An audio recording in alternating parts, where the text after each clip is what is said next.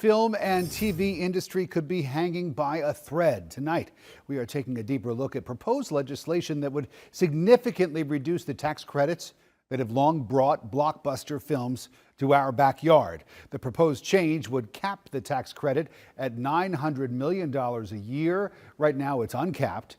So if that changes, tens of thousands of jobs in our state could be at risk. In 2021, the film and TV industry had a blockbuster year, raking in $4 billion. That money came from at least 366 productions filmed statewide, but now many are concerned about capping the tax credit will push filmmakers away. CBS 46 Capitol reporter Haley Mason has been digging into the fight to stop changes. Haley, from moving forward. Sean, I want to add a little more perspective. In the last decade, Georgia has been home to more than 3,000 TV and film projects that are really proud to be here, especially with this film tax credit. I talked to the union president for one of the largest production and entertainment labor unions in the country, and he told me, quote, "This cut would crush the industry as we know it."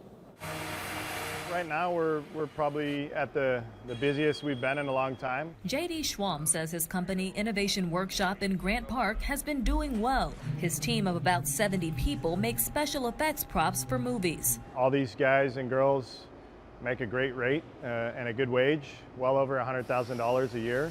There's a lot of productions currently filming in Georgia. That's all partly because of Georgia's generous film tax credit program. We came to Georgia to just work on one film.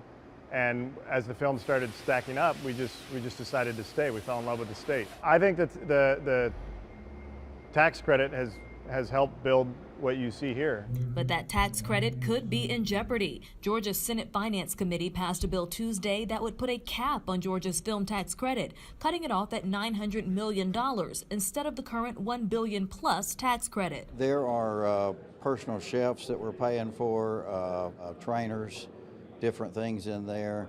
Private jets are unlimited, and we think that many things shouldn't be paid for by Georgia. Senator Chuck Hufstetler is one of the authors of the bill that would cap the credit and also eliminate the ability for entertainment companies to transfer or sell their tax credits. He doesn't think Georgia's making the best investment with the program. I do think it's something we need to look at. 1 out of every $12 of our income tax in Georgia go to this one industry that's about 0.5% of the economy. But State Senator Nan Ornock of Atlanta argued that the industry has catapulted Georgia to be the third best place in the country to film, and that the industry employs more than 75,000 people here. From North Georgia to South Georgia, films are being made all over the state. There's sound stages everywhere, and there's a thriving film industry here because we opened our doors and put out the red carpet. And just in the last day, folks in the industry spoke out, saying the bill would crush the film industry as they know it. The bill today was pulled from being voted on and is going back to be revised. House Speaker David Ralston this evening indicating he doesn't have an appetite for cutting the film tax credit. I'm not prepared to run that industry out of Georgia.